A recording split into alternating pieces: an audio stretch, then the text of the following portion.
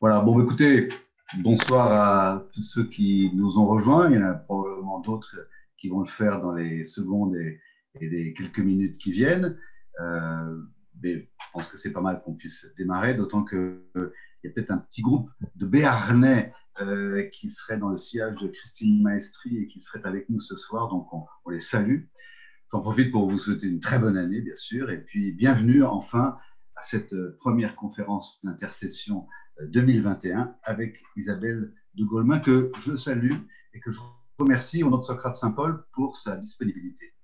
Alors Isabelle de Golemin, on vous connaît pour vous avoir vu et entendu dans différents médias, en particulier sur France 5, l'émission C'est dans l'air, ou France Culture ou France Inter, parce qu'on vous invite aussi en votre qualité de vaticaniste, spécialiste du Vatican. Mais votre activité principale, c'est d'être rédactrice en chef au quotidien La Croix, journal que vous avez rejoint en 97 après avoir été journaliste aux Échos et à la Tribune. Puis vous avez été correspondante à Rome pour le quotidien La Croix de 2005 à 2009 au moment de la mort de Jean-Paul II. Et vous avez écrit un livre sur son successeur, Benoît XVI, intitulé Un pape incompris, puis un autre sur l'actuel, François, Un pape pour tous, en 2014. Et puis en 2016, vous avez publié un livre sur les affaires de pédophilie à Lyon, une ville que vous connaissez bien pour l'avoir habité dans votre enfance. Histoire d'un silence, c'est son titre. Et cette affaire Prénat, comme celle révélée un peu plus tard dans le documentaire d'Arte sur les abus sexuels dans l'Église, ont été pour vous comme un immense découragement, comme vous le dites, et puis aussi le point de départ de votre dernier ouvrage publié en 2020 et qui s'intitule Les cathos n'ont pas dit leur dernier mot. Et cet ouvrage, c'est un essai, une enquête en fait que vous avez menée auprès d'acteurs de terrain dans toute la France, dont d'ailleurs Anne Lécu, euh, que nous recevrons le 20 mars, et qui interroge ce que signifie être catholique aujourd'hui, abordant au passage les thèmes du pouvoir dans l'Église, de la place des femmes, du cléricalisme face à des fidèles que vous trouvez un peu trop obéissants. C'est donc cette France catholique d'en bas, discrète mais active, comme vous le dites, et là je vous cite, cette armée secrète qui remonte incessamment la pente de notre lourde nature et qui témoigne que le royaume est déjà parmi nous. Merci à vous, Isabelle de Golemin, d'être avec nous ce soir et je vous laisse la parole pour nous dire ce qu'expriment et ce que vivent ces catholiques. Merci Laurent. Alors j'espère que tout le monde m'entend bien. C'est toujours impressionnant de parler comme ça dans le vide, même si bon, on commence à s'y habituer. Je suis contente d'être là et je connais bien votre groupe hein, pour en avoir entendu pas mal parler, pour avoir rencontré une rencontre un peu improbable, le père Maurice Joyeux en Grèce, à Tinos, et qui m'avait un peu expliqué ce que vous faites ensemble. Donc voilà, je suis très, très contente d'être là. J'espère qu'on aura beaucoup de temps pour des questions parce que pour moi, c'est important d'avoir des échanges avec vous. C'est ces échanges-là qui me nourrissent beaucoup et qui permettent ensuite d'avancer dans la réflexion. Donc, je serais très désireuse de voir un peu comment vous voyez les choses et qu'est-ce que ça provoque en vous. Voilà, tout ce que je vais vous dire. Alors, je vais pas vous raconter mon livre parce que d'abord, ça serait spoilé et puis bon, ça serait pas très intéressant. Mais je vais plutôt vous expliquer qu'est-ce que j'ai voulu faire, quel est l'objectif de ma démarche avec ce livre, et puis de manière plus générale, comment la réflexion continue d'avancer. Et peut-être que je ferai une dernière partie sur le Covid. Qu'est-ce que le Covid révèle de l'Église catholique aussi, et je trouve que c'est important de voir comment l'Église catholique passe cette période, et qu'est-ce que ça dit de ses forces et de ses faiblesses, on va dire ça comme ça. Alors, je vais d'abord vous faire une première partie que j'ai intitulée Vive l'effondrement. Parce qu'on est vraiment face à un effondrement du catholicisme en France. Maintenant, moi, j'ose utiliser le terme, j'ai plus peur. Alors, cet effondrement, effectivement, pour moi, qu'est-ce qui a été marquant et qui est-ce qui a provoqué ça? Laurent, vous parliez effectivement du Père Prénat, il se trouve que j'ai été scout du Père Prénat, donc j'ai un certain nombre de gens que je connais qui ont été abusés par le Père Prénat. À l'époque, évidemment, j'étais une petite fille, je ne savais pas. Mais pour moi, vraiment, ce qui a été déclencheur, c'est ce film que vous êtes sans doute nombreux à avoir vu, les religieuses abusées, l'autre scandale de l'Église. C'est un film qui est passé, je crois, sur Arte. Et c'est vrai que, comment dire, ce film, chez moi, il m'a déclenché quelque chose. C'est-à-dire, moi, je savais depuis longtemps, puisque je suis la situation de l'Église catholique en France et dans le monde depuis longtemps, je savais bien qu'il y avait une baisse de la pratique, je savais bien qu'il y avait une baisse du nombre de catholiques, de baptêmes, etc., qu'une diminution de l'influence de la présence chrétienne dans nos sociétés sécularisées. Tout ça, c'était OK. Mais là, ce qu'on a découvert avec cette histoire-là, avec ce que montrait ce film sur les religieuses, et qu'on a vu ensuite vraiment de manière tout aussi forte avec les histoires de Jean Vanier, des petits gris, etc., c'est que ces systèmes d'abus sexuels, d'abus de pouvoir, ce n'est pas un cas isolé, c'est vraiment un système qui ne fonctionne plus, un mécanisme pervers qui ne fonctionne plus dans l'Église. Donc c'est au-delà d'un prêtre qui serait pédocriminel ou d'un abuseur fou, etc. C'est comment tout un système a protégé ces gens, comment tout un système a favorisé ces gens. Et donc pour moi, c'est vraiment ce film a été le déclencheur de quelque chose qui montrait que c'est toute l'organisation qu'il faut aujourd'hui revoir. Et puis du coup, comment dire, ce que ça m'a induit comme réflexion, la première chose, c'est finalement quelle confiance on peut continuer à porter dans l'Église, sachant que confiance et foi, c'est la même racine. Hein, et donc, est-ce qu'on peut encore avoir confiance dans l'Église? Et puis, ce film, pour moi, comme femme dans l'Église, a évoqué aussi pas mal de choses un peu dures, notamment la paralysie qu'on voit chez ces femmes par rapport aux prêtres. Ça m'a beaucoup interloqué. Je me dis, mais comment est-ce qu'on peut en arriver là? Cette image aussi du Dieu terrible, d'une espèce de Dieu pervers et d'un Dieu terrible, d'un Dieu qui fait peur. Je me suis dit, mais c'est pas du tout moi le Dieu que j'ai appris. Et puis aussi, ce qu'on voyait bien dans ce film, c'est cette hiérarchie à laquelle on obéit, à laquelle nous obéissons tous, sans jamais nous poser de questions. Et voilà, et je trouve que c'est là où il faut vraiment se poser des questions, c'est l'obéissance qu'on a par rapport à la hiérarchie, notre attitude par rapport à la hiérarchie. Donc, pour moi, effectivement, on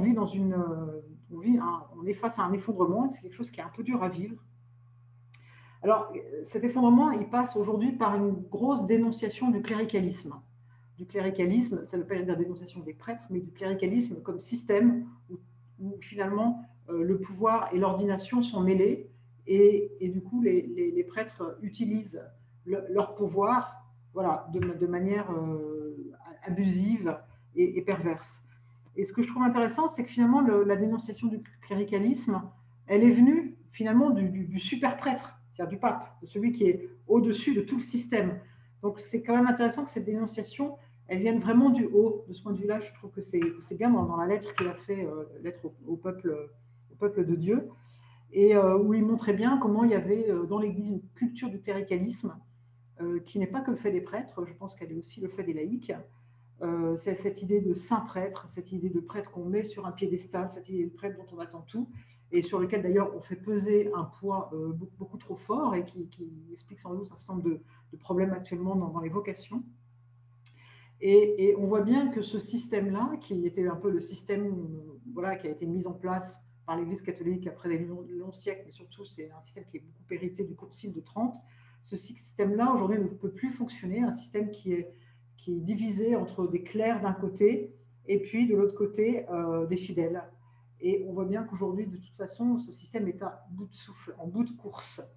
Et que finalement, il n'y a pas d'un côté des clercs, de l'autre côté des fidèles. Il me semble qu'il y a d'un côté des chrétiens, dont nous sommes à peu près tous ici, et puis de l'autre côté des gens qui sont en dehors de l'Église.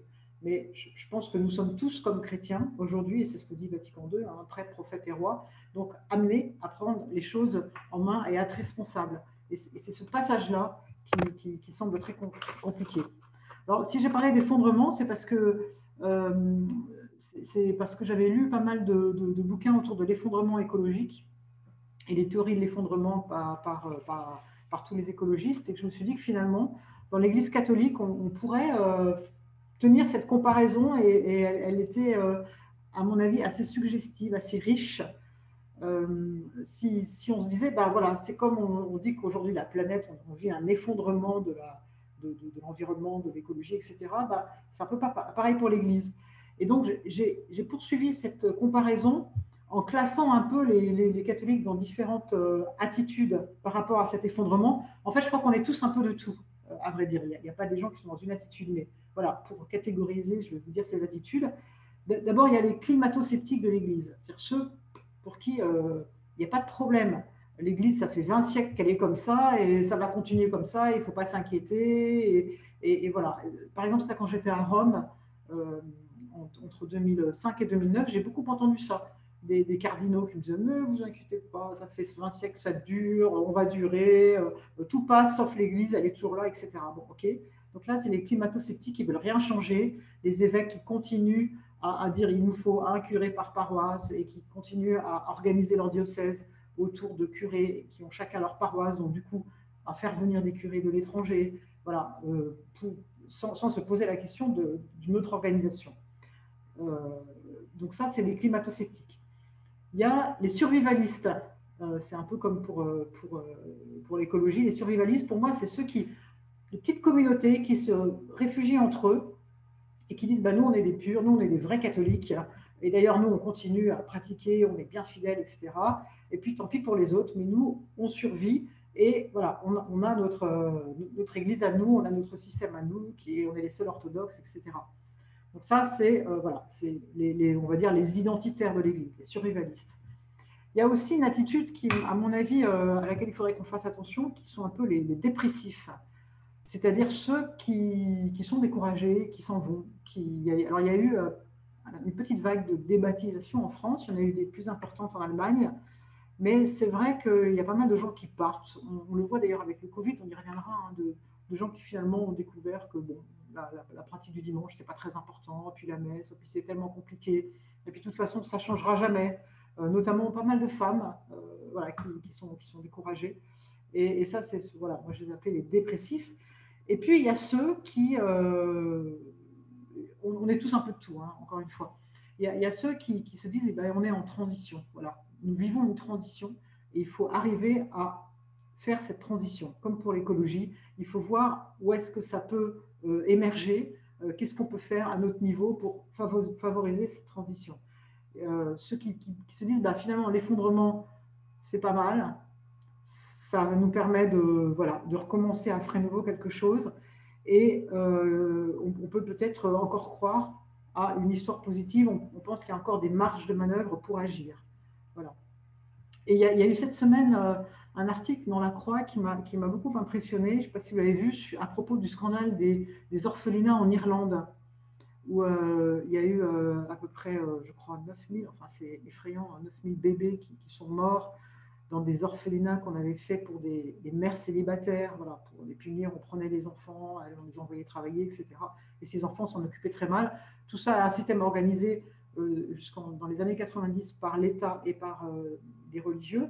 Et donc, bon, voilà, maintenant ce scandale est mis à jour, donc l'État demandait pardon, les religieux et religieuses aussi qui ont contribué à ce système.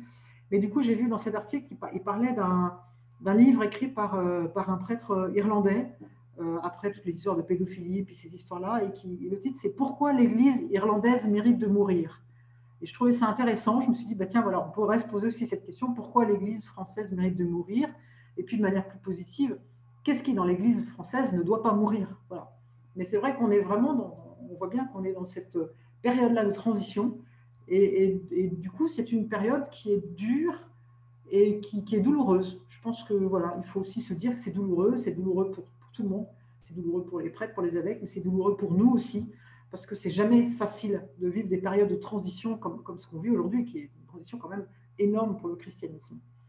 Voilà, donc c'est un peu, je suis partie comme ça de cet effondrement pour me dire, mais qu'est-ce qu'on fait maintenant?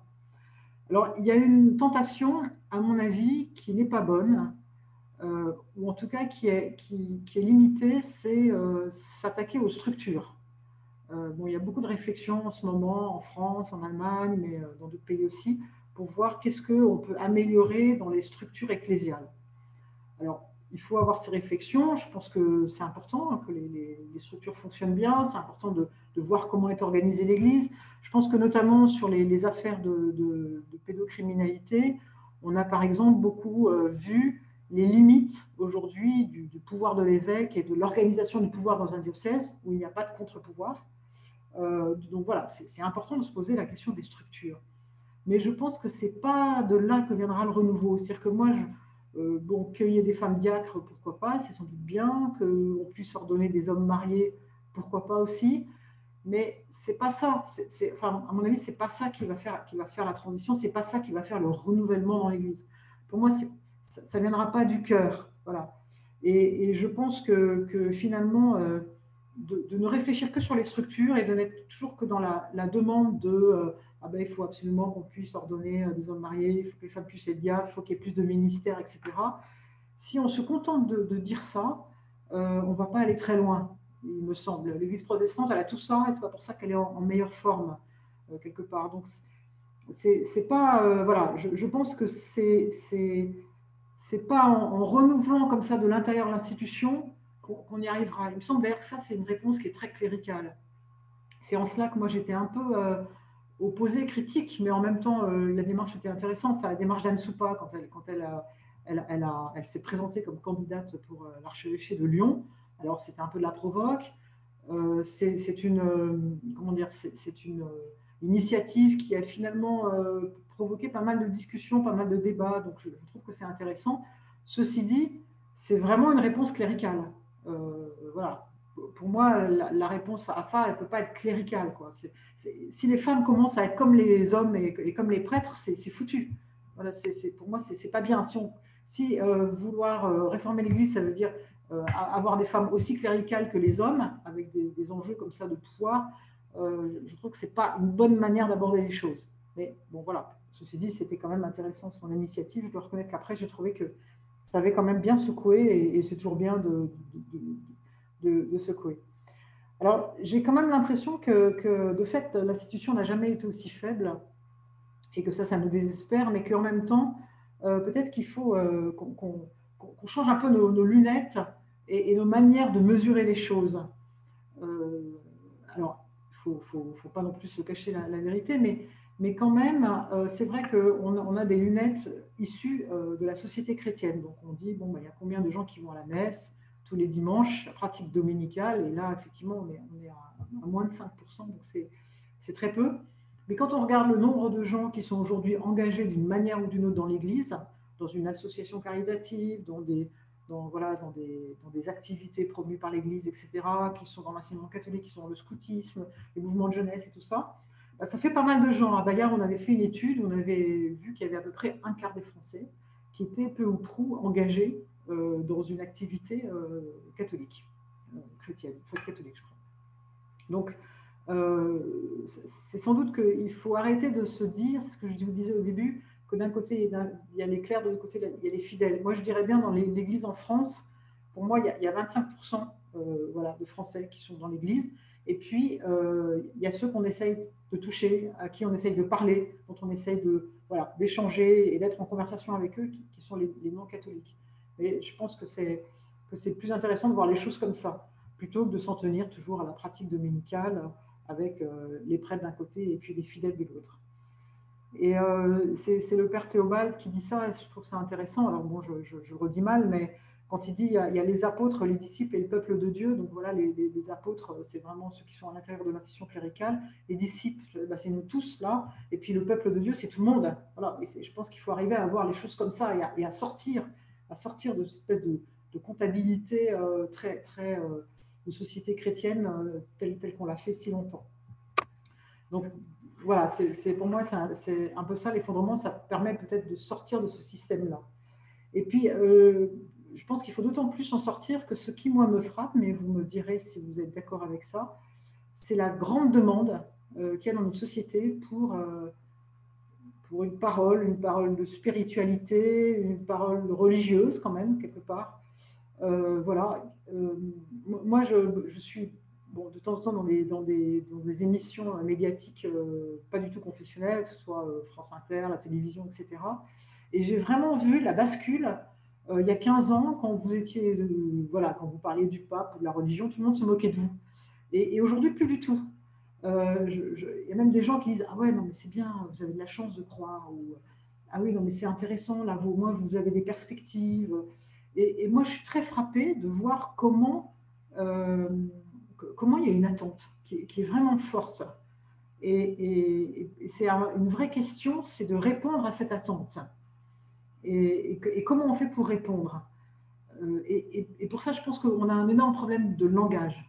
C'est-à-dire que personne ne nous comprend quand on parle, nous, catholiques, avec notre vocabulaire de catholique, avec nos préconçus de catholiques.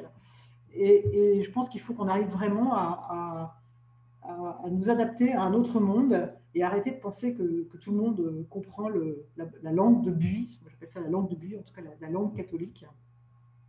Et de ce point de vue-là, c'est vrai que le pape François, il est super parce qu'il a une manière de s'exprimer qui est vraiment une manière aujourd'hui, moderne. Il n'est pas du tout dans un référentiel catholique traditionnel. Et c'est sans doute pour ça qu'il est presque plus apprécié à l'extérieur de l'Église qu'à l'intérieur, ce qui est intéressant. Je me souviens à la télé une fois, il y a quelqu'un qui me dit « Ah, mais c'est super, là, le pape, il a dit un truc très fort, c'est qu'il faut aimer les autres comme on s'aime soi-même. » Alors je lui dis « Oui, c'est le pape, d'ailleurs, c'est aussi un mec qui s'appelle Jésus qui l'a dit. » Mais c'est drôle parce qu'il redit, il a cette capacité de redire l'évangile, je trouve, voilà, de manière assez vigoureuse et en langue d'aujourd'hui. Et c'est super efficace. Et pour nous, c'est vraiment une leçon. Et par exemple, il y a une petite anecdote qui m'a amusée quand il y a eu toutes les histoires avec le Covid sur la réouverture ou pas des messes, la possibilité de nouveau de dire des messes. Donc il y a eu des rendez-vous entre le gouvernement et les évêques. Et je sais, parce que je connais quelqu'un qui travaille avec Castaner, qui m'a dit, mais la première fois que Castaner il a vu les évêques, il est ressorti en disant, mais j'ai rien compris à ce qu'ils m'ont dit. Pourtant, Castaner, il doit avoir quand même vaguement une culture chrétienne, mais en fait, je pense que les évêques ne se rendaient pas compte qu'en face, ils avaient voilà, un Premier ministre avec ses responsables de cabinet qui n'y comprennent rien. Quand on leur dit présence réelle, mais ils ne savent pas ce que c'est. Quand on dit Eucharistie, ils ne savent pas ce que c'est.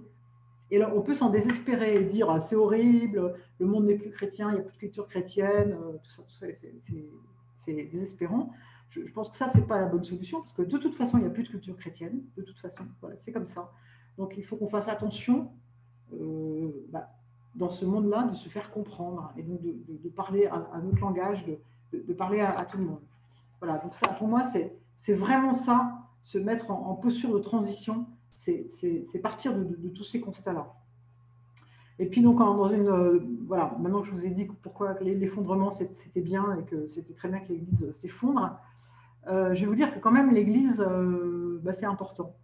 C'est peut-être, alors ça vous paraît peut-être un peu naïf, mais c'est un peu la conclusion à laquelle je suis arrivée après avoir écrit mon livre, ce dernier livre sur les cathos n'ont pas dit leur dernier mot, où finalement, j'ai vu des gens engagés, des catholiques formidables, soit engagés auprès des migrants, soit engagés dans l'éducation, soit comme sœur Anne Lécu, que vous allez voir, engagés dans les prisons, etc. Donc des gens super, libres, voilà. Mais quand même, alors aucun effectivement ne m'a fait mention, quand je les ai rencontrés, de son lien à l'institution. Ce n'était pas tellement leur problème, à part évidemment le moine, mais sinon les autres, j'ai rencontré une douzaine de personnes, comme ça très très longuement. Mais ceci dit, ils sont quand même de l'Église, ils ont bien tous ce point commun-là. Et donc c'est quoi l'Église? C'est ça le problème en fait aujourd'hui, c'est quoi l'Église? C'est un peu le problème qu'on a eu quand Notre-Dame a brûlé. Qu'est-ce que les Français ont pleuré, en fait, quand ils ont vu Notre-Dame brûler? Est-ce qu'ils ont pleuré le bâtiment? Peut-être un peu. Est-ce qu'ils ont pleuré l'histoire? Sans doute aussi. Mais ils ont aussi pleuré une troisième chose, quelque chose qui donnait peut-être une âme, quelque chose qui les dépassait. Voilà. Donc il y a bien quelque chose qui reste là. Et c'est quoi cette Église? Parce que je pense qu'effectivement, ce qu'il faut bien voir, et j'y reviendrai après, c'est qu'on n'est pas croyant tout seul. Ça, c'est sûr. Là, vous êtes un groupe, par exemple. On ne peut pas être catholique tout seul. Donc l'Église, elle est importante. Mais voilà, il faut qu'on arrive à la redéfinir ensemble. Il faut qu'on arrive à savoir ce que c'est que l'Église et comment arriver à faire l'Église. Alors évidemment, l'Église, ce ne sont pas que les prêtres. On a beaucoup trop longtemps cru que l'Église était les prêtres. C'est encore le problème, par exemple, des médias. Les médias, ils veulent toujours un prêtre pour parler de l'Église. Ils ne se rendent pas compte qu'il n'y a pas que des prêtres, où ils veulent l'évêque, voilà, avec l'habit de l'évêque, comme ça ils sont rassurés. Non, l'Église, c'est nous tous. Mais c'est aussi les prêtres. Moi, je pense qu'il faut beaucoup plaider pour la biodiversité dans l'Église. C'est pour ça que, par exemple, moi, je me dis que ce serait bien qu'il puisse y avoir des prêtres mariés, qu'on puisse ordonner des hommes mariés, parce que ça mettrait un peu de biodiversité dans les presbytères, voilà, de même pour les femmes. Mais voilà, il faut qu'il y ait une biodiversité de personnes. Et après, je me suis dit, finalement, tous ces catholiques que j'ai rencontrés, c'est quoi leur point commun? C'est que, finalement, ils suivent Jésus. Donc, c'est ça l'Église, en fait. C'est nous tous qui essayons de suivre Jésus.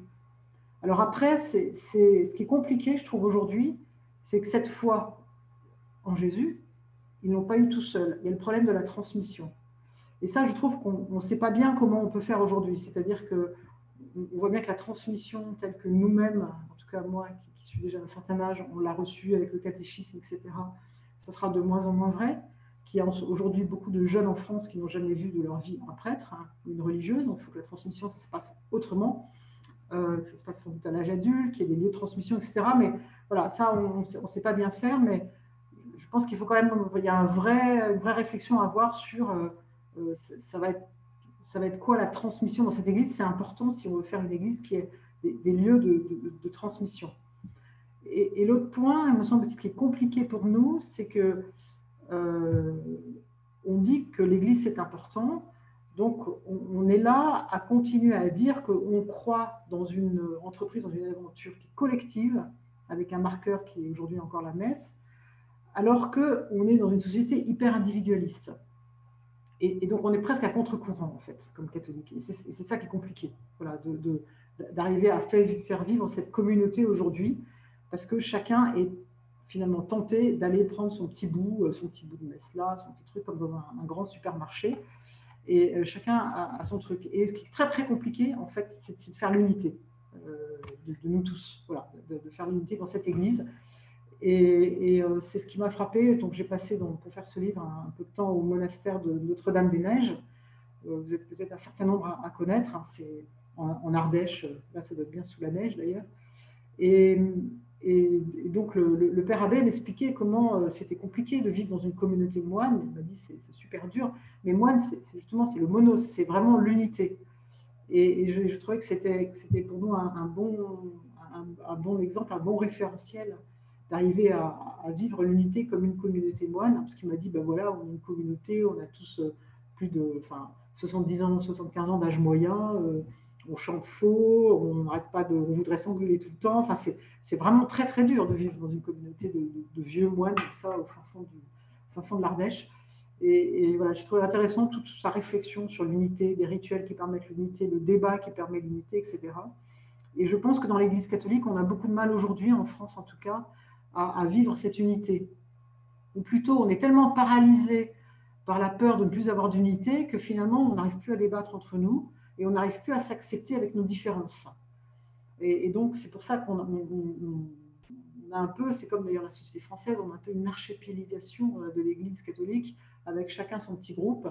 Alors, c'est évidemment favorisé aussi par les réseaux sociaux, par cette société hyper individualiste. Au fond, l'Église, c'est normal, elle vit ce que vit la société, elle n'est pas tellement différente. Mais pour moi, c'est un point important, c'est qu'on arrive à s'écouter, à s'entendre, à débattre, à dire nos différences sans s'excommunier mutuellement. Moi, je passe mon temps sur les réseaux sociaux à me faire traiter de non-catholique, parce que, je sais pas quoi, j'ai dit tel ou tel truc par des gens qui sont plutôt du côté très classique de l'Église. Ça me désole. Enfin, je trouve que l'idéal serait quand même d'arriver à parler plutôt que d'être toujours dans une procédure d'exclusion. Et on l'a revu avec les histoires de messe pendant le Covid. De tout de suite, c'est devenu une espèce de problème idéologique et tout le monde s'engueulait. Vous ne savez pas ce que c'est que la messe, vous n'êtes que pour la messe. Vous ne savez pas ce que c'est que la charité, vous ne savez pas ce que c'est que la présence réelle. Voilà. Et finalement, on a beaucoup de mal, je trouve, à faire vivre cette communauté. Sauf à se retrouver beaucoup entre nous et c'est pas bon à choisir un peu son petit groupe et donc apprendre comment peut se faire la confrontation, voir l'engueulade, voir comment en sortir par le haut. de ce point de vue-là, c'est vrai que ce que fait le pape, c'est intéressant parce que par les synodes qu'il provoque, il fait tout pour que ces synodes soient des vrais lieux de discussion, de débat. Et c'est vrai qu'il y a beaucoup de débats aujourd'hui dans l'Église au sens universel. C'est la grande différence finalement pour les observateurs entre Benoît XVI et le pape François. C'est que Benoît XVI, il y avait beaucoup de différences, mais on ne les disait pas, beaucoup de choses sous le manteau. Et alors, avec le pape François, ça explose dans tous les sens. Tous les gens on voit des cardinaux qui font des pétitions, qui disent que le pape n'est pas vraiment catholique. Il y en a d'autres qui protestent. Voilà, on est dans une église qui a avec beaucoup de débats. Alors parfois, ça secoue un peu, mais en tout cas, je trouve que c'est intéressant que le pape lui-même soit soucieux de provoquer ce débat. Voilà. Et c'est vrai que dans l'Église, on a vraiment du mal à provoquer le débat. Et puis la troisième chose, je trouve, pour cette Église qui doit pouvoir aussi nous inspirer, c'est les gens que j'ai rencontrés, effectivement, ce n'est pas des gens qui sont engagés au sein de l'Église dans des postes d'organisation dans l'Église, c'est vraiment des gens qui sont aux périphéries. Et ça, c'est encore une fois le grand truc du pape François, mais bon, qui a toujours d'ailleurs été le grand truc de l'Église catholique, c'est-à-dire que c'est vraiment par les périphéries qu'on va rénover l'Église. Et ce n'est pas de l'intérieur, encore une fois, ce n'est pas sur l'institution qu'on va y arriver, mais c'est vraiment nous-mêmes, en allant à l'extérieur, aux périphéries, en nous engageant en investissement, en nous investissant dans ces périphéries, là où il n'y a pas de chrétiens, là où il n'y a pas de catholiques, là où on ne nous attend pas. C'est vraiment comme ça qu'on va arriver à rénover l'Église. En tout cas, ceux que j'ai rencontrés, ce sont des gens qui sont vraiment en périphérie et qui, du coup, en tirent une espèce de liberté qui était assez impressionnante. Anne Lécu, que vous allez voir bientôt, elle, finalement, elle va tellement dans les périphéries qu'elle va voir des gens qui sont le mal absolu. Enfin, elle me disait la difficulté qu'elle a à soigner, par exemple, des terroristes. C'est pas évident en prison quand on soigne des terroristes. Voilà, donc elle va aller chercher le Christ jusque-là, quoi. Donc et c'est ça qui lui donne cette formidable liberté que vous verrez, que vous aimerez sûrement. C'est vraiment sa source, quoi. C'est pour ça que moi je pense que c'est vraiment par les périphéries qu'on arrivera à rénover l'Église et pas trop s'investir dans un combat d'institution, parce que à mon avis l'institution telle qu'elle est aujourd'hui, elle est foutue. Donc voilà, on va perdre beaucoup de temps à essayer de la rénover, mais c'est pas comme ça que ça viendra. Alors par rapport à ça, c'est vrai qu'il y a sans doute besoin de lieux. C'est toute la réflexion aujourd'hui de quelqu'un comme Danielle Hervieux-Léger, qui est une sociologue du christianisme, du catholicisme, qui continue à beaucoup travailler, et je trouve ça intéressant. Elle appelle ça des lieux d'hospitalité totale. Elle repère qu'aujourd'hui, il y a dans le catholicisme français des lieux. Alors vous en êtes un, il y a des centres spirituels, il y a des cafés théologiques, il y a des maisons communes, des colloques, des choses comme ça. Des lieux dont la particularité, c'est effectivement l'hospitalité. C'est-à-dire qu'ils accueillent, ils sont ouverts, mais c'est quand même des lieux sources. Voilà, et je pense qu'effectivement, dans un paysage pastoral qui est aujourd'hui, paroissial, pardon, on voit aujourd'hui que c'est quand même un peu, à part dans des villes comme à Paris, parce qu'on est quand même un peu une exception, mais on voit quand même que c'est un grand désert. Je pense qu'il y a besoin de ces lieux sources voilà, pour permettre au catholicisme de se rénover, de se redynamiser. Et je trouve qu'elle est en train de faire toute une recherche en France sur tous ces lieux. Et j'aime bien son expression d'hospitalité, parce qu'elle dit, voilà, il y a des lieux qui ne sont pas des lieux d'hospitalité, mais il y a les lieux qu'on voit bien vivants, c'est les lieux d'hospitalité, vraiment où on accueille tout le monde. Et c'est pour ça que sa réflexion, elle a commencé par sa démarche a commencé par aller voir tous les monastères qui existent encore en France, pour voir qu'est-ce qu'il en restait de cet esprit monastique. Et finalement, pour elle, ces nouveaux lieux d'hospitalité, c'est un petit peu comme voilà, les monastères au Moyen-Âge. C'est quelque chose qui est prometteur. Donc c'est intéressant. Et là, d'ailleurs, on peut reprendre le parallèle avec l'écologie, parce qu'on voit bien dans l'écologie, il y a des gens qui ont des lieux comme ça, des éco-villages. Alors ça peut faire rire, qui vont vivre en communauté, etc. N'empêche que c'est là que s'inventent des choses. Et qu'après, ça innerve un peu partout. Et c'est dans ces lieux-là où il y a des choses intéressantes qui se passent. Et puis, voilà, après, la société, finalement, elle reprend toutes ces innovations à sa sauce, etc. Mais Je pense que vraiment le parallèle avec l'écologie, pour ça, est intéressant. Il ne faut pas tous qu'on aille vivre dans des communautés autarciques, mais on a besoin de ces lieux pour se ressourcer, pour inventer quelque chose de nouveau, pour inventer comment être chrétien aujourd'hui. Voilà, donc ça c'était un peu, et c'est pour ça que ma démarche pour dire que finalement, on peut encore, comme je dis, les cathos n'ont pas dit leur dernier mot. Je pense qu'effectivement, ils n'ont pas dit leur dernier mot, loin de là, à condition de faire un pas de côté par rapport à l'institution. Voilà, c'est pour ça que moi, le débat sur l'institution, je me méfie un peu, même s'il est un peu nécessaire, parce que j'ai peur qu'on se perde là-dedans, et puis en plus, ça va tout de suite devenir idéologique, il y aura les conciliaires, les non-conciliaires, etc. Donc, c'est pas très intéressant. Alors après, je voulais finir, ce sera ma conclusion, comme ça on aura peu de temps pour les questions, sur l'Église et le Covid, parce que je trouve que c'est intéressant, vu la période dans laquelle on est, de voir un peu comment le catholicisme français s'en sort ou ne s'en sort pas par rapport à ça. Alors la première réflexion, c'est qu'effectivement, on voit qu'historiquement, toutes les pandémies ont toujours été très accompagnées, étroitement accompagnées par les religions. Avec des pèlerinages, avec la construction de basiliques, il y a un Fourvière à Lyon, c'est ça. Bon, là, on peut déjà se dire qu'il n'y aura pas de basiliques qui vont être construites après le Covid en France.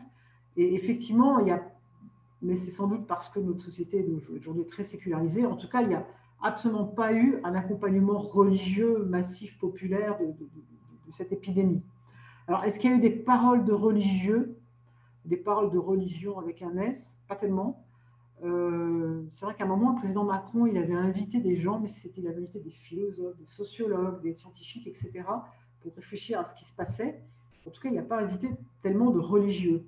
Alors, il y a eu quand même une initiative, un numéro vert pour les gens qui vivaient mal le confinement, qui a été tenu par les religions en France, donc ils se partageaient les permanences, les horaires. D'ailleurs, c'était beaucoup des religieuses, eux, qui le faisaient. Mais ce qu'on peut dire, c'est qu'effectivement, il n'y a pas eu de grands textes d'église, en tout cas en France, sur le Covid. Il y a eu des textes, quelques textes comme ça intéressants, de religieux, mais il n'y a pas eu une grande réflexion. Est-ce qu'on peut le regretter? Je ne sais pas. Je pense que c'est à l'image de notre Église, des évêques qui n'ont pas, voilà, qui n'ont pas saisi la balle au bon pour réfléchir par rapport à ça. Et c'est vrai que sur toutes les réflexions qu'il y a eu sur le monde d'après, on a beaucoup vu l'écologie. Alors, est-ce que l'écologie est la nouvelle religion? Je ne sais pas, mais en tout cas, la religion avait quelque chose à dire sur cette histoire de monde d'après, d'apocalypse, etc. Mais on n'a pas vu beaucoup de choses, en tout cas de collectives, institutionnelles par l'Église de France. Finalement, on va essentiellement retenir comme parole institutionnelle de cette période, c'est le combat de l'Église pour que l'on puisse quand même aller à la messe, et le problème du denier du culte. Alors, loin de moi le fait de minorer ces deux problèmes qui sont importants, mais c'est un peu dommage quand même si on dit que c'est tout ce que les Français vont retenir des églises, finalement, de l'Église catholique, finalement, ça va être ça. Alors qu'il y avait quand même des choses à dire dans ce que le Covid nous montrait sur la fragilité, sur la mort, quand même. On a revu la mort, là, qui était au milieu de nous. Il y avait peut-être quelque chose d'autre à dire que ça. Et il me semble que finalement, cette crise du Covid a bien montré les faiblesses de l'Église catholique. Comme d'ailleurs pour beaucoup de choses, le Covid a révélé les faiblesses des systèmes. Et donc, on a bien vu là la faiblesse du système catholique. D'une part, une Église qui avait quand même du mal à exister autrement que dans une réalité paroissiale, avec des prêtres qui se sentaient tout bêtes parce qu'ils n'avaient plus de messe. Donc, ça, c'était marrant au moment du premier confinement. Donc, voilà. Est-ce que quand il n'y a plus de messe, il n'y a plus rien? Non, évidemment, mais c'est vrai qu'il y a eu quand même beaucoup de débats autour de ça et une espèce de sentiment d'abandon. Et puis, d'ailleurs, je trouve qu'on pourrait peut-être penser qu'il y a toute une partie de la France qui, déjà depuis longtemps, n'a plus de messe parce qu'il n'y a plus beaucoup de prêtres. Mais bon, nous, ça ne nous a pas touchés de la même manière. Et puis aussi une église qui était effectivement, ce que j'ai dit, un peu transparente, un peu invisible, qui n'a pas du tout été une référence. On a beaucoup vu des scientifiques, on a beaucoup vu des philosophes, on n'a pas vu des religieux. En tout cas, on n'a pas vu des religieux catholiques. Donc voilà.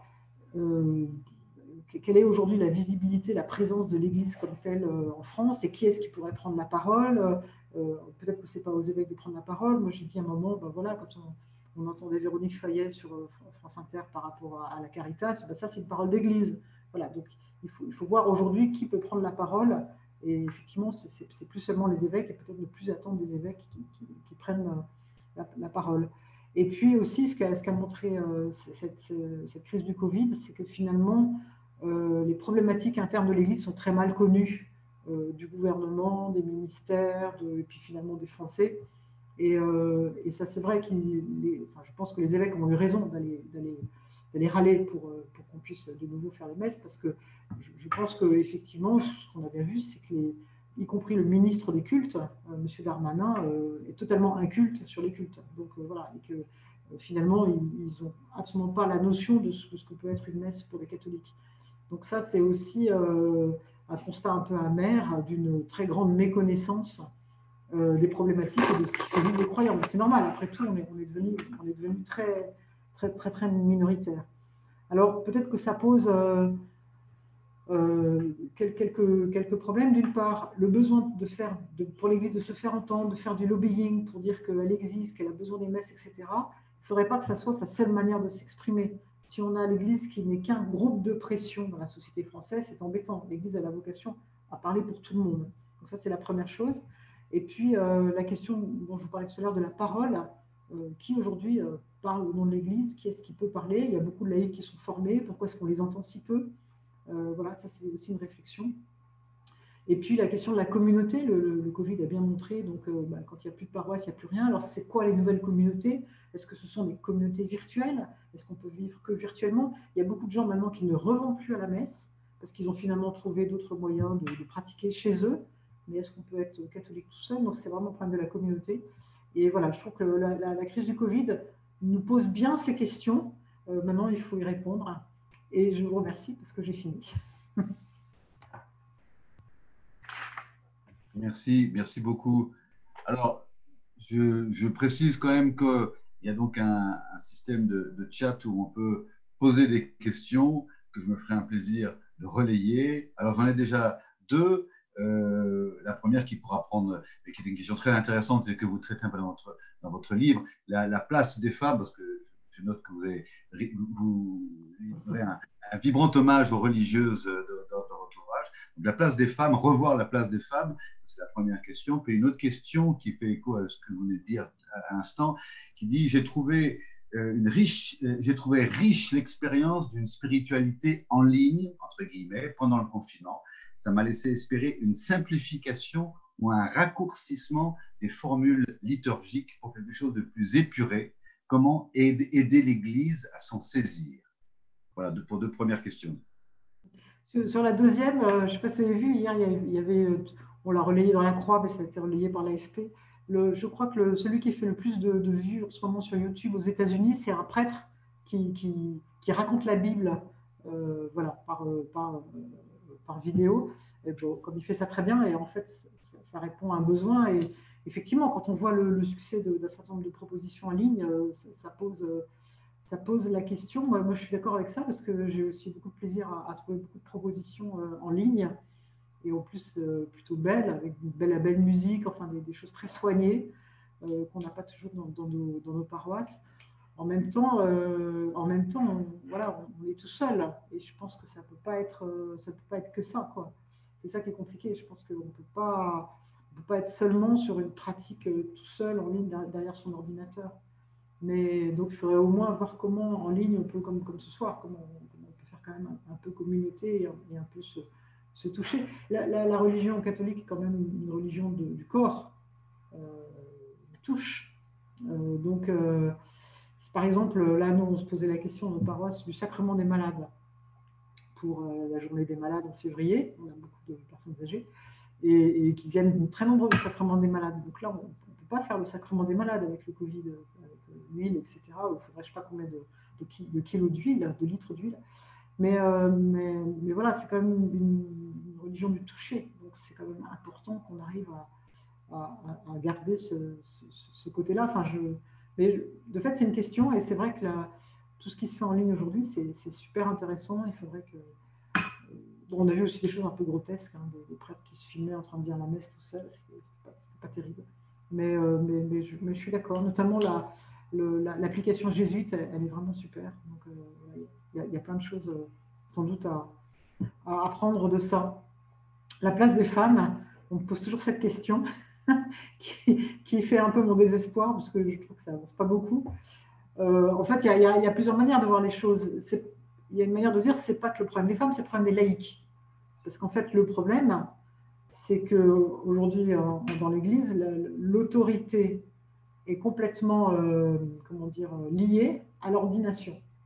Donc, si vous n'êtes pas ordonné, vous ne pouvez pas avoir un poste d'autorité dans la hiérarchie ecclésiale. C'est ça le problème. Donc, c'est pas que les femmes, c'est les laïcs, mais c'est aussi les femmes quand même. D'abord parce qu'en termes de visibilité, du coup, il n'y a pas de femmes, il n'y a que des hommes. Et puis, il y a quand même aussi une forme de machisme dans la mesure où les gens qui réfléchissent dans l'Église, ils sont entre eux, entre hommes. Effectivement, ça n'est pas amélioré. Moi, c'est vrai que je n'étais pas du tout féministe avant d'aller à Rome, et après Rome, je n'en pouvais plus, parce que je pense qu'en 4 années d'expérience romaine, j'ai peut-être interviewé une fois une femme à la curie. Alors maintenant, il y en a peut-être 3 ou 4 qui ont des postes un peu importants. Après, il y avait des religieuses, mais qui n'étaient pas à la curie. Et voilà, c'était effrayant, quoi. Les femmes, elles apportaient le café, les monsignors, et c'était tout. Donc c'était horrible. D'ailleurs, vous savez, les gardés suisses, alors je ne sais pas si c'est encore le cas, mais ils ont une manière de saluer différente si vous êtes cardinal, si vous êtes évêque, si vous êtes prêtre, si vous êtes laïque, homme ou femme, ou religieuse. Et religieuse, c'est les moins. Moi, ça m'énerve parce que les religieuses, on est vraiment très très loin dans l'Église. Alors bon, ça, j'espère que c'est fini, mais c'est vrai. Alors après, je pense qu'il y a un problème et que le pape, il n'a pas pris la mesure du problème. C'est-à-dire qu'on vit dans une société en 2021, on ne peut pas, comme ça, avoir que des hommes à la tête d'une institution. C'est pas possible. Et les évêques en France non plus, ils n'ont pas pris la mesure du truc. Alors ils disent, oui, dans nos conseils épiscopaux, on a des femmes. C'est vrai. Mais il y a un problème de visibilité par rapport au monde extérieur qui ne comprend pas qu'il n'y ait que ces hommes comme ça entre eux. Et puis, il y a un problème de biodiversité. Ça, je pense qu'il faudrait vraiment une révolution. Ça ne passe pas forcément que par les femmes prêtres. Ça passe par casser le lien entre ordination et pouvoir. Et ça, on n'y arrive pas, quoi. Alors, ça s'améliore quand même. On ne peut pas dire que ça ne s'améliore pas, mais je veux dire, on part de tellement loin qu'il faudrait vraiment quelque chose un gros coup un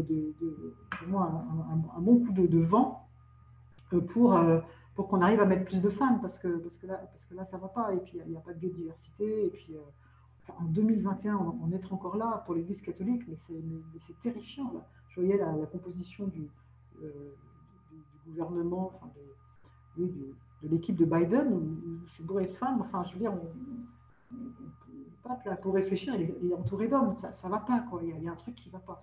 Et ça, je trouve que le pape François, il est très décevant là-dessus. C'est-à-dire qu'il ne s'est pas rendu compte... il ne s'est absolument pas rendu compte du problème, quoi. Je pense que vraiment, il y a un certain nombre de prêtres qui sont tout à fait sympas, etc., mais qui sont tellement dans leur bulle qu'ils ne voient même pas qu'il y a un problème. En fait. Alors, justement, il y a un commentaire, plus qu'une question, mais qui va dans le même sens. Enfin, je veux le livre tel quel. Sur le plan institutionnel, il me semble que justement, même si ce n'est pas la seule façon de faire bouger les choses, il faut vraiment réfléchir à désigner officiellement des femmes et des hommes autres que des évêques pour intervenir et donner de la visibilité, et vraiment en particulier des femmes, car il y en a tant et tant qui œuvrent au quotidien. C'est ce que vous dites dans votre livre, d'ailleurs. Oui, d'ailleurs, moi, ça m'amuse parce que y a une femme qui émerge beaucoup en ce moment dans les médias, c'est Véronique Mardron. Parce qu'elle a pris des positions très courageuses. Donc, c'est une religieuse dominicaine, elle a pris des positions très courageuses sur la pédocriminalité, elle a beaucoup mouillé sa chemise, etc. Et donc, elle accepte d'aller dans les médias pour en parler, elle parle de ça très bien. Et ça m'amuse parce qu'il y a pas mal d'évêques qui m'ont dit, oh là là, mais c'est vraiment une femme de pouvoir. Alors ça, je trouve ça vraiment très drôle parce que comme si eux, ce n'étaient pas des hommes de pouvoir, mais parce qu'il y a une femme qui va dans les médias, ah bah, c'est une femme de pouvoir. Donc c'est vrai qu'il y a des mentalités à changer. Mais ça, honnêtement, honnêtement, c'est un peu désespérant. Enfin, en tout cas, de ce qui nous vient du haut, du pape, c'est pas... Voilà, moi, je ne suis pas très optimiste. Il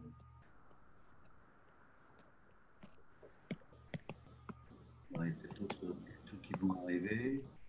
Je ne sais pas si je regarde sur le bon truc. Alors, il y a d'autres questions là. Ah, voilà. Pardon.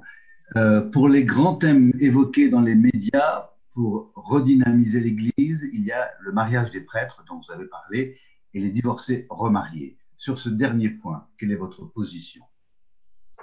Moi, je pense que, comment dire, je vais répondre en arrière.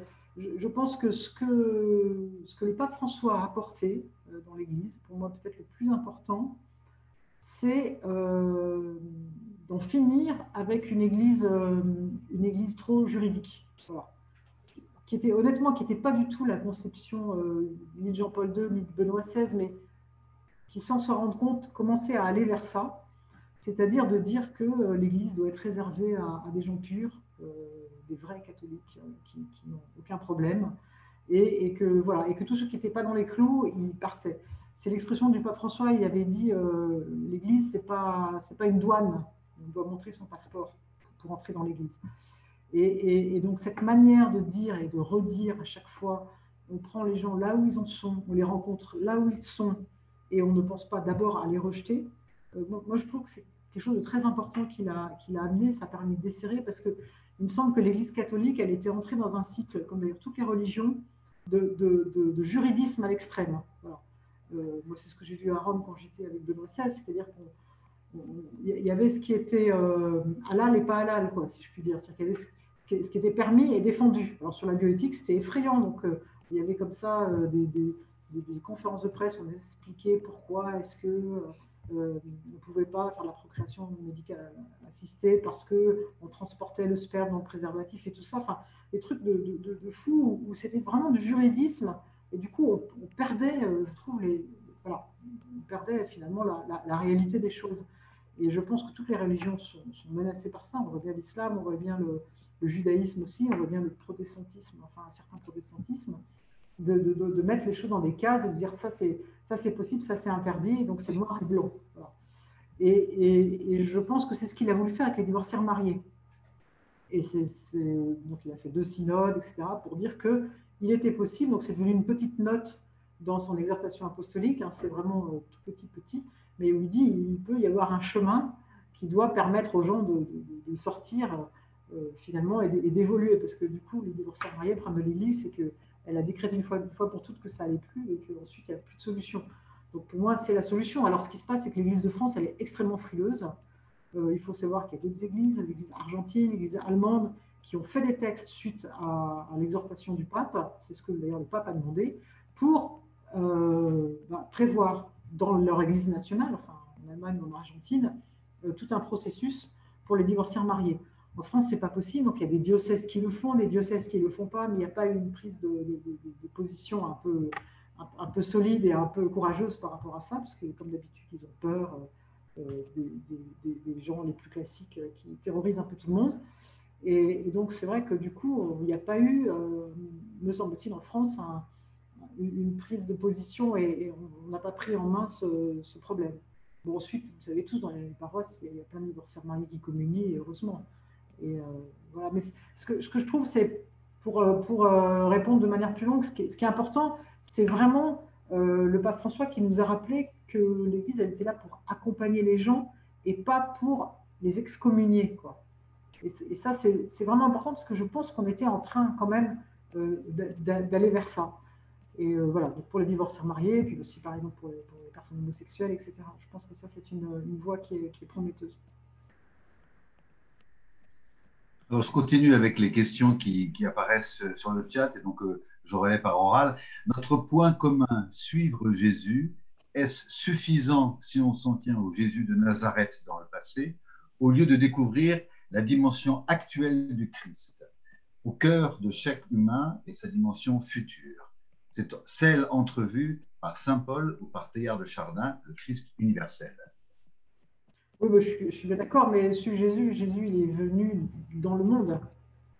Donc voilà, pour moi, c'est effectivement c'est ça. C'est pas du tout répéter ce qu'il a dit il y a 2000 ans. C'est vraiment être dans le monde et être dans la posture que lui avait par rapport à ce monde-là.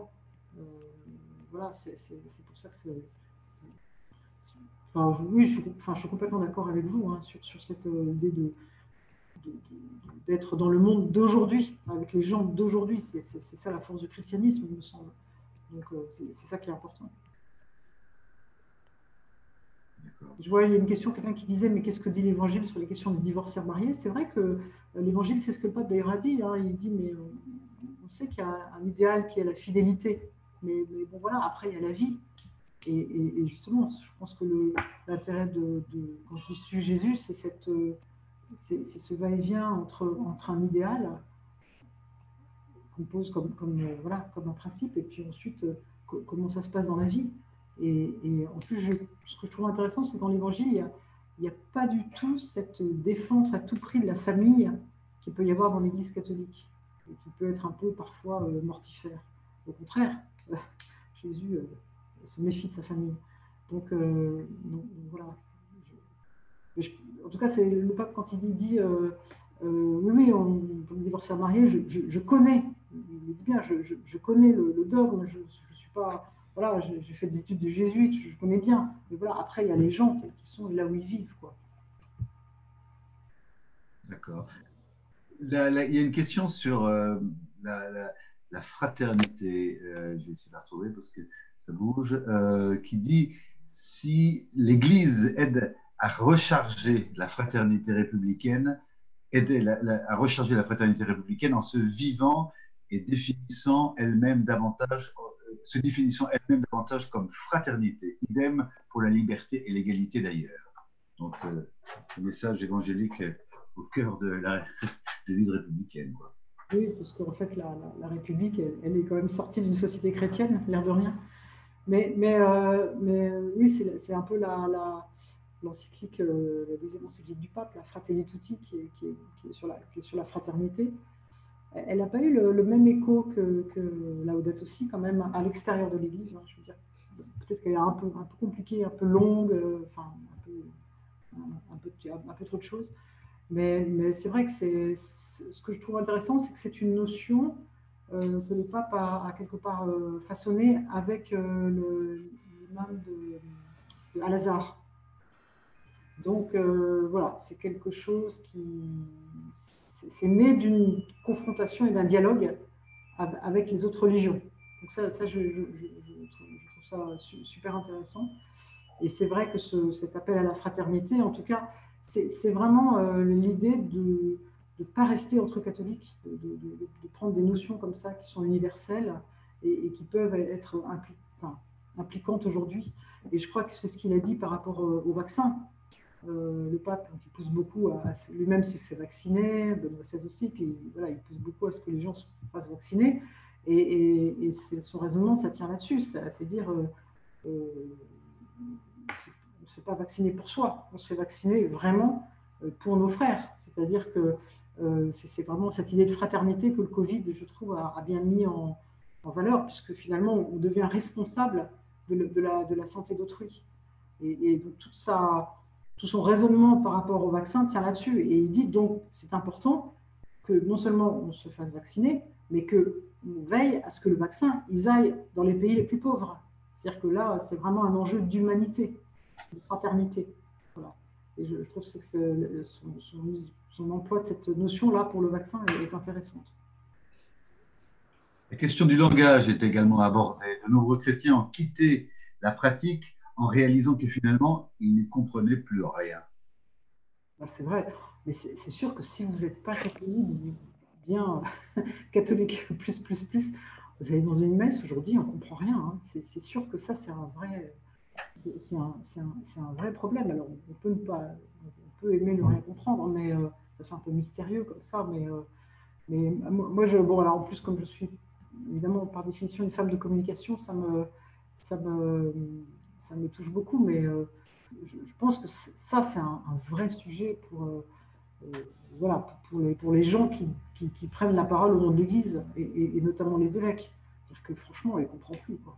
Donc il faut qu'ils arrêtent de parler un langage que plus personne ne comprend. Il faut qu'ils arrivent à dire les choses de manière simple. Si vous dites, comme ça, vous êtes dans la rue, vous dites, ah ben, il y a un synode sur l'œcuménisme, et personne ne sait ce que c'est que synode, et personne ne sait ce que c'est qu'œcuménisme. Donc voilà, il faut arrêter de parler comme ça.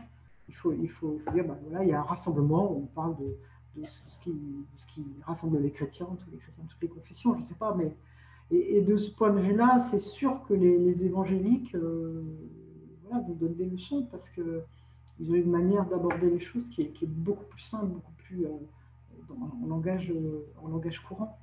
Donc c'est sûr que là, il y a un gros travail à faire peut-être pas tant dans la liturgie, mais dans ce qui accompagne la liturgie, et puis la manière dont elle est vécue dans les messes, et puis la manière de parler de tous les jours, quoi.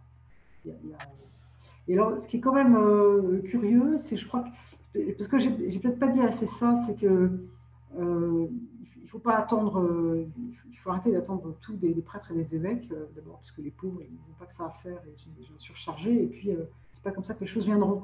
Donc peut-être que la question qu'on doit se poser, c'est pourquoi il y a tant de laïcs qui ont été formés, mais vraiment beaucoup, hein, si on voit dans tous les cathos, tous les centres de formation, il y a un effort de formation incroyable, et pourquoi il y a si peu de laïcs qui prennent la parole.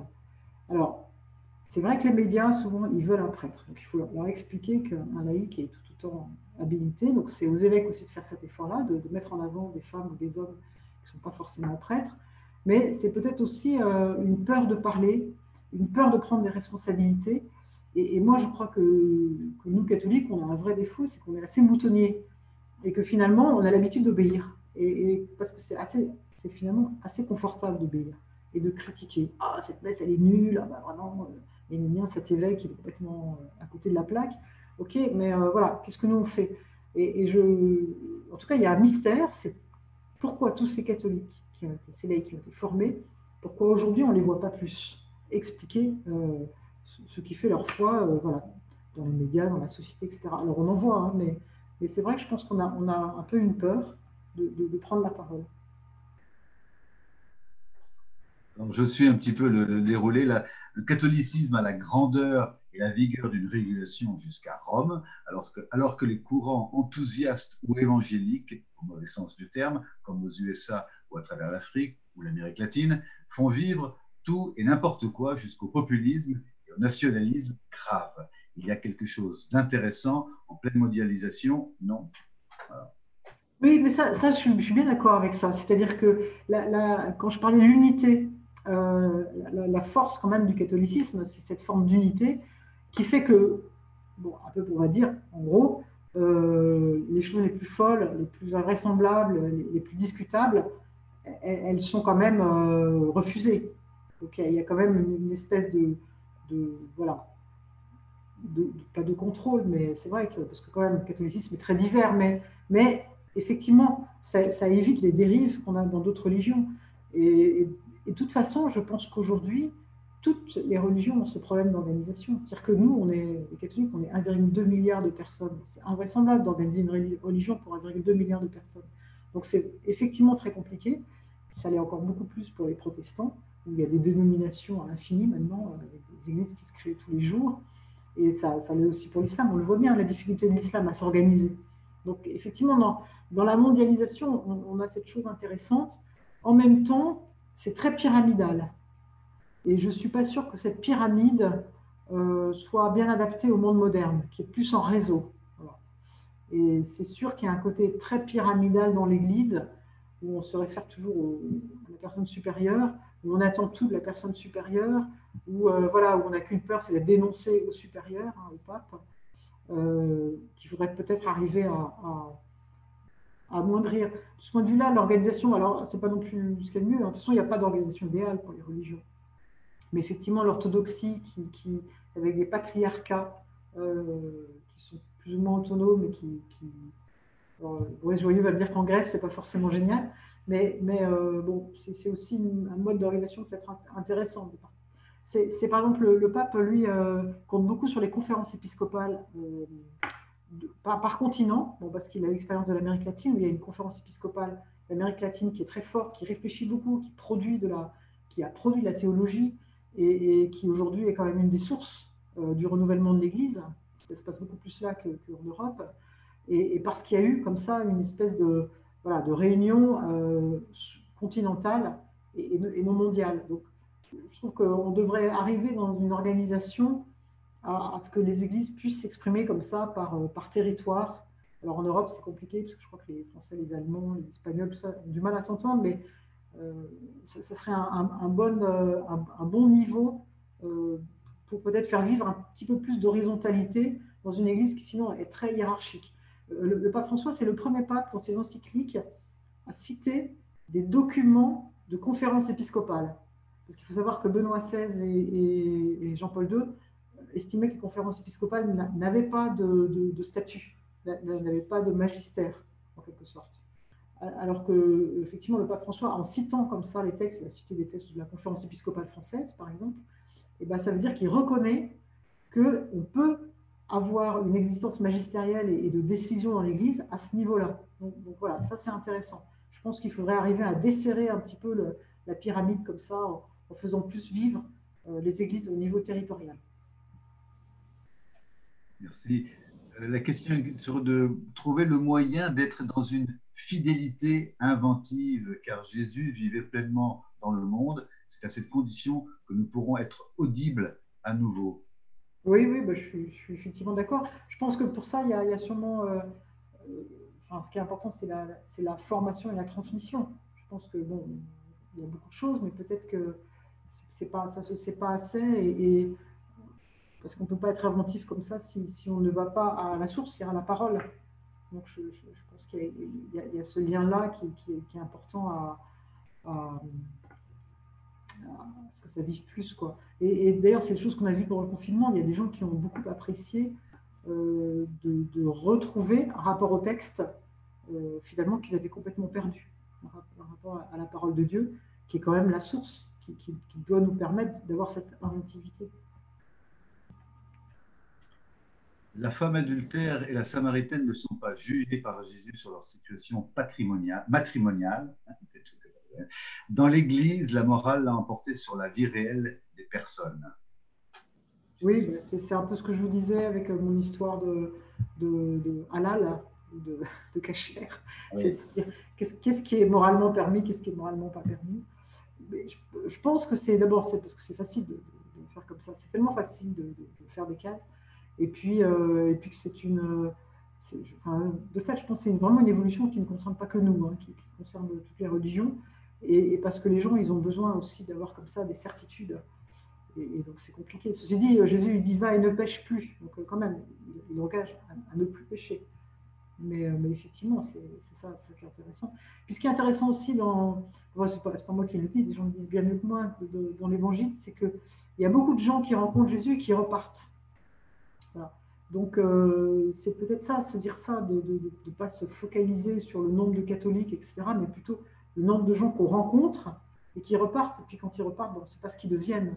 En tout cas, ils ne finissent pas tous à suivre Jésus. Tous ces gens qu'ils rencontrent, on ne sait pas ce qu'ils deviennent. Et c'est ça que je trouve intéressant. Voilà, c'est des rencontres qu'il ne faut pas forcément comptabiliser en se disant super, on va remplir les églises. Alors, il y a des questions aussi sur les atouts formidables de l'Église dans la catholicité. Et puis également, voilà, quel trésor l'Église a-t-elle à communiquer à nos contemporains? Deux questions qui se rejoignent. Quel message, quel trésor l'Église a-t-elle à communiquer? C'est le trésor de l'Évangile. Alors après, d'un point de vue plus institutionnel, il y a quand même... Moi je trouve que du côté des religieux, religieuses, il y a des choses intéressantes à aller voir, ou des moines, au niveau de l'organisation, au niveau de la prise de parole, au niveau des changements de poste aussi. Je trouve qu'il y a quand même là toute une science, toute une sagesse, toute une réflexion. Ce serait dommage que ça se perde, parce que voilà, je trouve ça intéressant. Et puis sur les atouts de l'Église, je pense que l'Église de France, elle a un grand atout, c'est qu'elle est pauvre. Par rapport à beaucoup d'églises européennes, elle n'est pas subventionnée. Je crois que c'est quasiment une des seules en Europe qui n'a pas son existence assurée par l'État. Et du coup, alors c'est rude, c'est peut-être plus difficile, mais du coup, ça a permis quand même aux laïcs en France d'être beaucoup plus actifs qu'ailleurs. Je vous assure, quand vous allez en Italie, c'est pas du tout la même chose, où finalement les laïcs sont beaucoup plus passifs et où l'Église est très riche parce qu'elle a un système fiscal très avantageux pour elle. Et donc je pense que voilà, finalement la chance de la France a été la loi de 1905 pour l'Église, parce qu'elle a dû voilà, se débrouiller avec elle-même et ne plus être dans cette position institutionnelle, assurée, financée, et qui finalement est un peu factice. On voit bien aujourd'hui dans les autres pays, en Irlande ou en Pologne par exemple, où l'Église est en train de baisser drastiquement, elle n'était pas habituée à ça. Alors que nous, je pense que ça fait très longtemps qu'on a fait cette révolution de vivre dans une Église minoritaire, dans une société qui ne nous finance pas. Et je pense que la pauvreté de l'Église de France, c'est vraiment une chance, parce que du coup, beaucoup d'observateurs catholiques qui viennent d'autres pays le disent, la créativité qu'il y a quand même en France, de plein de points de vue, dans les cathos, les bernardins, justement la formation dont je parlais, parce qu'il y a eu beaucoup de formations, la créativité de mouvement, voilà.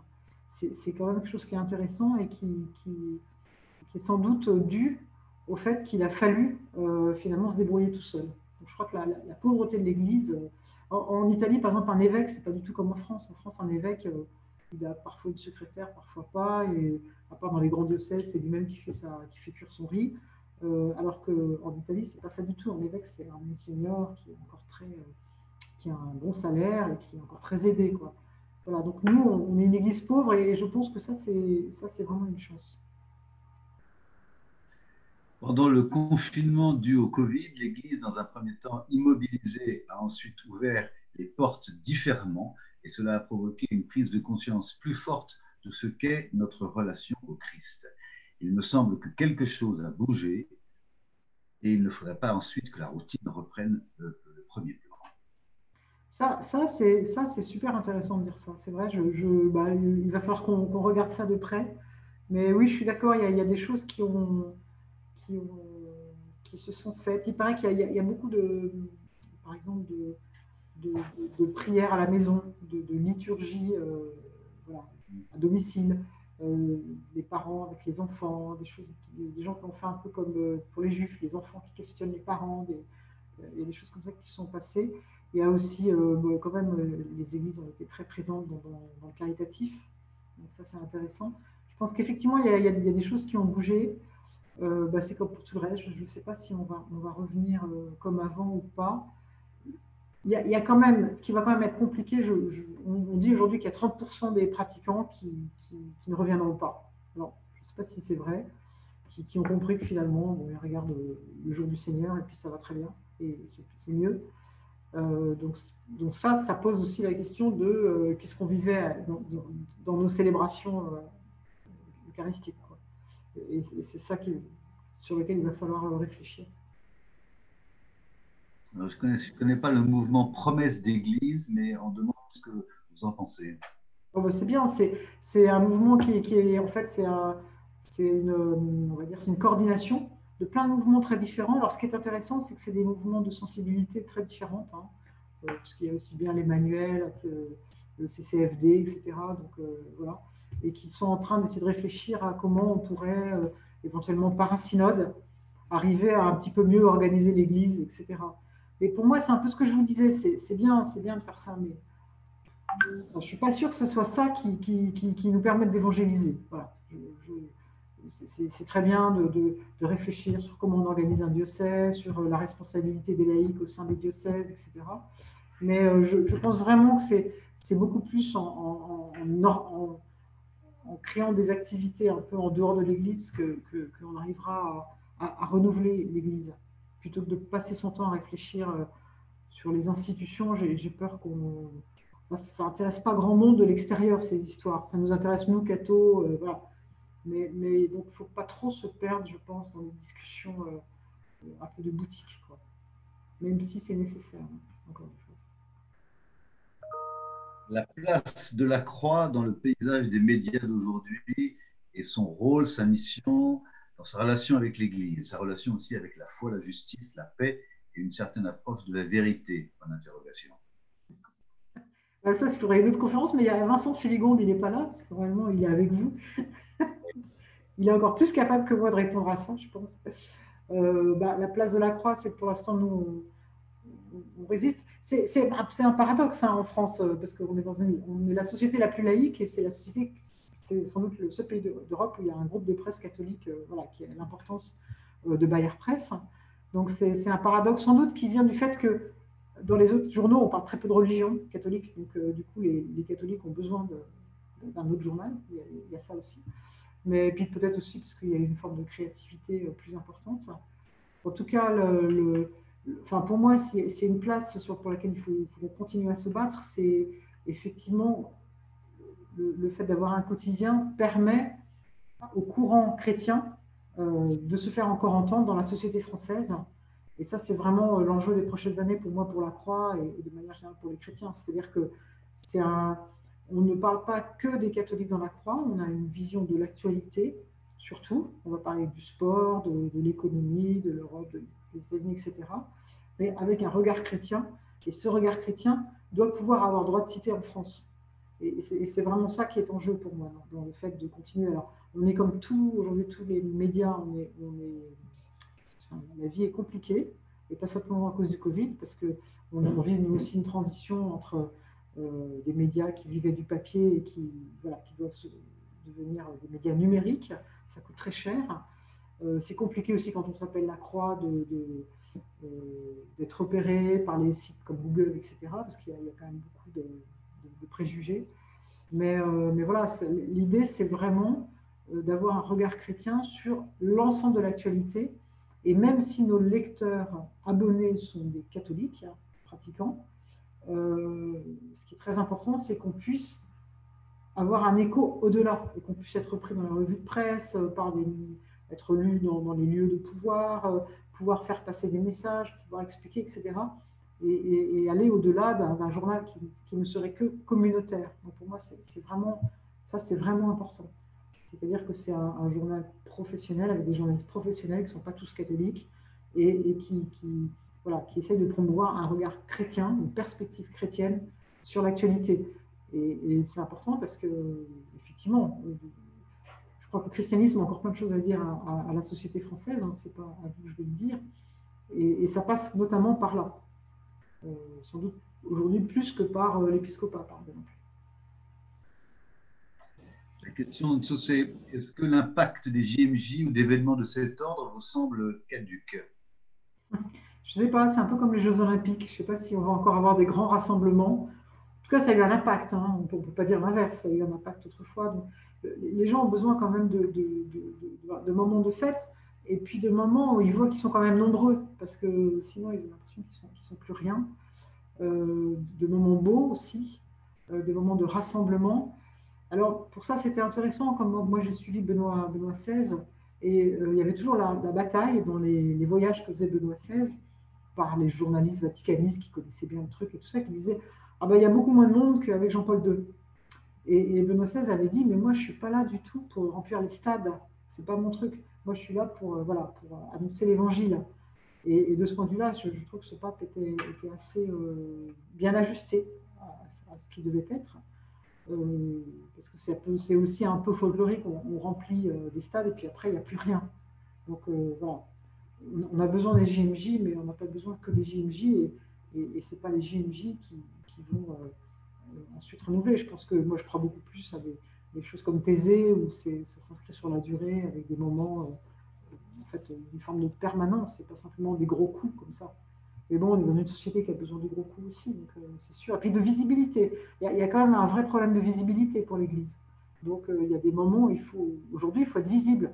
Et ça, c'est ce que souvent les plus anciennes générations ne comprennent pas. C'est une demande des plus jeunes générations de catholiques qui disent, mais si on n'est pas visible, on n'est plus rien. Ils n'ont pas tort. Parce que ça ne va pas de soi d'être visible aujourd'hui en France. Si on n'est pas visible, tout le monde nous oublie. Donc, il est important qu'il y ait une visibilité. Ce n'est pas que les JMJ. Et pour moi, la plus belle visibilité, c'est Caritas. Je ne sais pas, ou telle association qui est dans les soins palliatifs, etc., comme chrétienne. Mais voilà, c'est vrai que c'est important qu'il y ait une visibilité, ça c'est sûr, et les JMJ contribuent à cette visibilité. Alors, il y a des gens qui vous félicitent pour c'est gentil. Votre travail, votre mission. Mais sur le problème de la visibilité, parce qu'il y a quand même, j'ai lu votre livre, bien sûr, on n'est pas là pour faire un monde chrétien, on est là pour vivre l'évangile. Sous-entendu, on n'a pas à communiquer tellement sur ce qu'on fait, il faut simplement qu'on soit en cohérence avec notre catholicisme, enfin, si je peux dire. comment dire, déjà, être chrétien et être en cohérence, c'est une manière de communiquer. On communique parce qu'on est. C'est-à-dire que, bon, moi, évidemment, j'ai donc bien connu le père Prénat, qui n'est plus prêtre aujourd'hui, qui effectivement était très connu, qui communiquait beaucoup, l'évangile, mais qui par ailleurs violait des enfants. Il en a violé une centaine. Donc voilà, qu'est-ce que communiquer? Je pense que c'est important déjà de se dire ça, et que être cohérent et être engagé et faire des choses, etc., c'est sans doute la meilleure communication à long terme. Donc, après, c'est vrai, je dirais, c'est pas tant la communication, moi, qui m'inquiète, c'est plus la transmission. Voilà. Parce que communiquer, dire, ben voilà, il faut que les chrétiens, on nous voit, etc., bon, très bien, mais c'est plutôt comment est-ce qu'on va transmettre à des générations complètement déchristianisées le message chrétien. C'est plutôt ça. Alors, et pour ça, on a besoin de visibilité, ça c'est vrai. Mais et ça, je trouve que c'est un vrai. On n'est pas arrivé, en fait. Il y a eu le catéchuménat qui a eu beaucoup de réflexions sur les baptêmes d'adultes, mais qui finalement représente peu de choses, parce que c'est long, c'est. Voilà. Mais comment est-ce qu'on arrive à transmettre? C'est moins communiquer que transmettre. Et ça, c'est. Et ça, c'est vrai que enfin, moi, je n'ai pas la réponse. Hein. Mais c'est sans doute, voilà, déjà avoir une vie cohérente et engagée, je trouve que c'est une belle communication. D'ailleurs, tout le monde vous le dit. Enfin, les gens qui s'intéressent aujourd'hui à l'Église, c'est parce qu'ils ont vu quelqu'un qui ont dit, ah ouais, là, super ce qu'il fait et tout, et ben moi je vais faire pareil. Ou ah ben, s'il le fait au nom de sa foi, c'est formidable. Donc voilà, c'est vrai qu'on a beaucoup un peu caricaturé avec le levain dans la pâte, ce qui était le levain dans la pâte, ce qui était plus le lampadaire. Je pense que c'est une caricature qui est un peu factice. Être chrétien, c'est de toute façon être visible comme chrétien, je pense. Voilà. Et c'est vrai que le levain dans la pâte, je crois que c'est Adrien Candiard qui disait ça, et c'était vrai, le levain dans la pâte, c'est un peu une expression pour société chrétienne. Donc on a mis au jour au moment du Vatican II, mais on ne se rendait pas compte encore que la société n'allait plus être chrétienne. On ne peut pas être le vin dans la pâte, moi je suis bien d'accord, on peut pas être, parce que la pâte elle est plus chrétienne, donc voilà, il faut vraiment être chrétien et le dire et le montrer, mais comment est-ce qu'on le montre? C'est pas forcément en mettant une bannière, quoi. Est-ce qu'il y a des pays qui peuvent inspirer, parce que c'est vrai que chaque église a sa spécificité très forte, parler de l'église catholique, l'église italienne ou allemande, mais est-ce qu'il y a des églises dans le monde, des exemples d'églises dans le monde, pardon, qui peuvent inspirer la nécessaire, je dirais, refondation de l'église de France? Oui, moi je pense que alors je la connais mal, hein, mais c'est l'église d'Amérique latine quand même, c'est intéressant. J'avais un peu suivi de loin, parce que je ne suis pas allée, hein, le synode sur l'Amazonie, où c'est vraiment intéressant ce qui se fait là-bas, ils sont en train enfin, les communautés de base, le maillage qu'il peut y avoir, la place des femmes d'ailleurs, des laïcs là-bas, etc. Donc je pense qu'aujourd'hui, ça, c'est des églises qui inspirent, et d'ailleurs, c'est un des grands apports du pontificat du pape François, c'est d'avoir montré qu'aujourd'hui, l'Église universelle avait une grosse source dans l'Église d'Amérique latine. Il y a quand même beaucoup de choses, ils ont été quand même confrontés à des problèmes politiques, à l'idéologisation, voilà, avec le marxisme. Ils sont aujourd'hui confrontés aussi aux évangéliques, donc à un plurireligieux chrétien. Donc je trouve que ce qui se passe là-bas est intéressant. Honnêtement, je ne connais pas très très bien, mais ce que je peux en percevoir, je trouve ça intéressant. Après, il y a quand même aujourd'hui chez nos voisins allemands toute une réflexion, alors je vais peut-être un peu me contredire, mais qui est quand même intéressante, sur tout un synode sur comment réformer l'Église. Je me contredis parce que je dis que ce n'était pas forcément que la solution, mais en tout cas, eux passent beaucoup de temps là-dessus, avec des débats très forts, notamment sur la place dans l'Église, etc. Donc, ça sera à suivre de manière attentive, de voir comment ça va tourner, et qu'est-ce qui va en sortir. Ce qui est intéressant chez les Allemands, c'est comme en Allemagne, il y a des protestants et des catholiques, ils sont beaucoup plus habitués que nous au débat chez les catholiques. Et ils débattent assez rudement, beaucoup plus que nous, quoi. Donc voilà, ce sera intéressant de voir sur quoi ils vont aboutir, sur quoi ce processus va aboutir.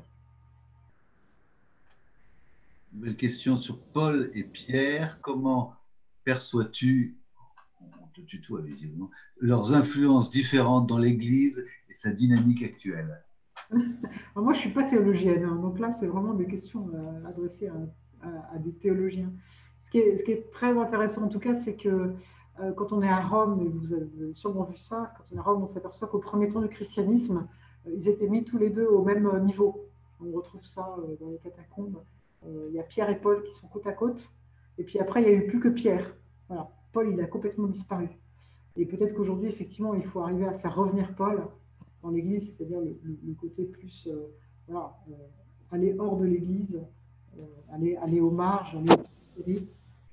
Et c'est, en fait, le, la, la, le couple, en tout cas, était intéressant et finalement, on a complètement oublié le couple et finalement, paradoxalement, enfin, c'est vraiment l'Église moderne qui a fait cette espèce de pontificat énorme, euh, trop fort aujourd'hui, cette place du pape qui est beaucoup trop forte dans l'Église catholique, en renforçant le pouvoir du pape.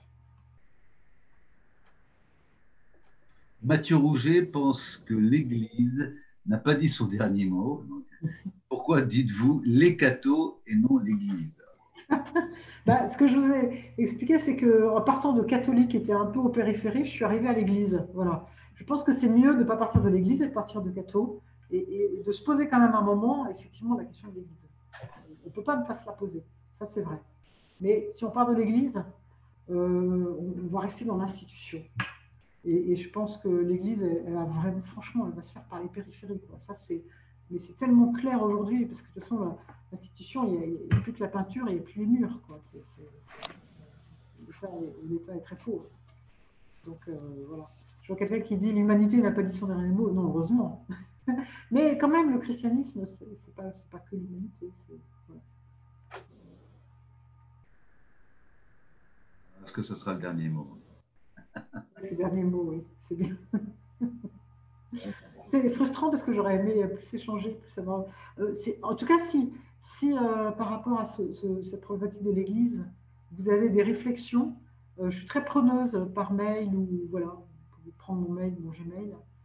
Je suis très preneuse de vos réflexions parce que moi, ça me nourrit. Et là, c'est un peu frustrant pour moi parce que on ne peut pas vraiment voilà, converser, voir où est-ce que vous en êtes par rapport à ça. Vous, d'ailleurs, votre groupe, et puis même vous individuellement, comment vous voyez ça? Ce serait intéressant pour moi d'avoir vos points de vue, en tout cas. Ben ça, m'assurerai qu'en effet, le mail, puisque je l'ai, soit communiqué à l'ensemble de pour que l'échange puisse se poursuivre. Voilà. Alors, qu'est-ce qui a marqué? Efcharisto Palou, ben ça, c'est peut-être que c'est un grec au moins. Et très bien. Mais en tout cas, c'est un grand merci pour Merci à vous. disponibilité pour cet échange. Et j'espère que le son, en tout cas, a été suffisamment correct pour tout le monde pour que ça soit bien passé. Très bonne Merci à soirée. vous. Merci beaucoup, Isabelle, et à très bientôt.